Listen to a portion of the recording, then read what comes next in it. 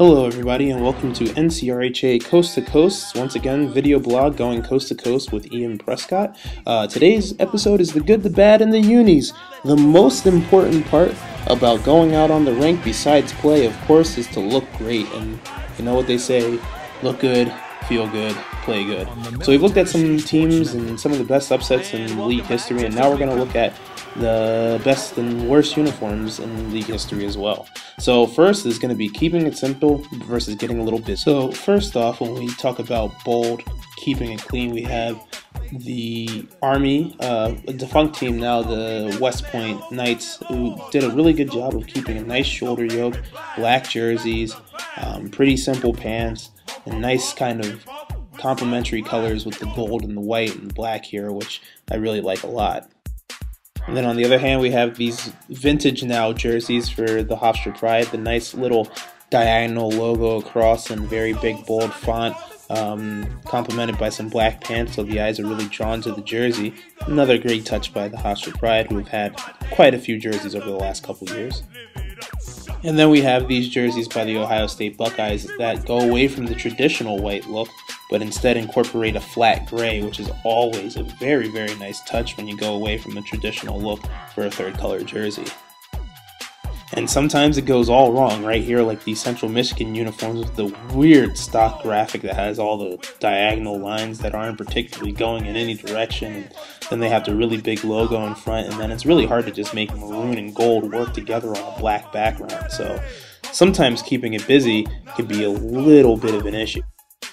But you also gotta love it anytime a team can go away from their traditional colors. Hofstra, back in 2011, I believe, decided to go with some non-traditional colors with a black jersey, using the nice sublimated backgrounds with the repeated Hofstra Pride logo over and over again. That's a really good case. But I am a fan of keeping it very simple with bold lines, nice little look to the college uniforms like Rhode Island and Miami of Ohio do here.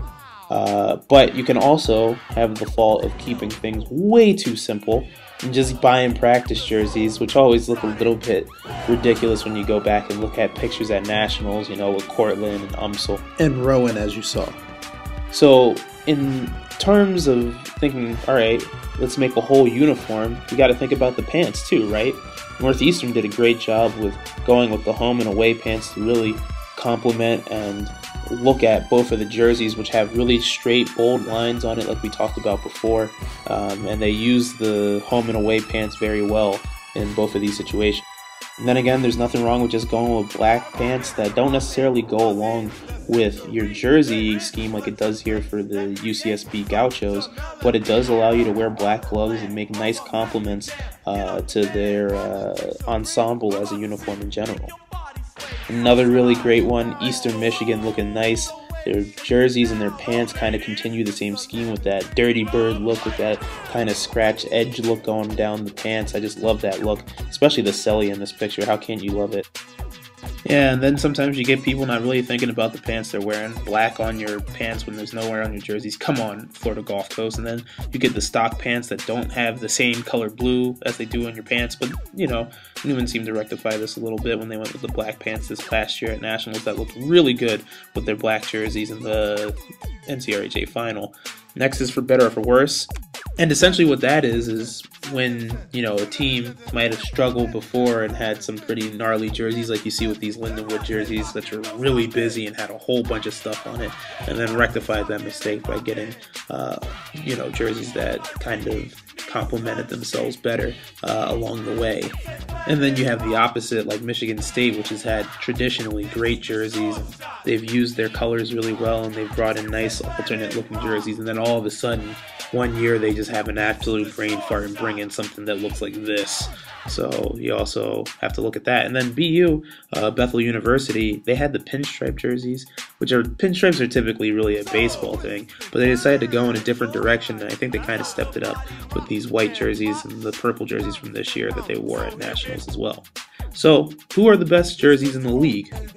For me, you got to look at UNLV. They do a great job of having a whole bunch of sublimation and a lot going on the jerseys, but not too much where it's overwhelming. And it has a lot of really nice things, you know, that's arcing back to being in Las Vegas in general and having this really cool, clean look on their jerseys with the Welcome to Vegas sign on the back of their jerseys. Although Rutgers might not have the best jersey in the league, I really think that they did a really good job of incorporating the Jersey Strong logo on the back of their jersey, as well as having this kind of silhouetted Scarlet Knight, and it's a really good look when you can kind of sublimate your jerseys and have some kind of history behind it too, so it's a really good look for them as well. Going with another ECRHA team, I think that the faded tees behind this logo pretty much saved this jersey. I think the logo in the middle is also pretty cool because it takes up a little big kind of crest and it makes it look unique. Jersey color, I mean, I'm not a huge fan of maroon, but they pull it off very well with these Temple Owls jerseys. So, who are the worst in the league? Well, I got a couple here. First off, we talked about Hofstra's unis in the past, and we talked about the black uniform.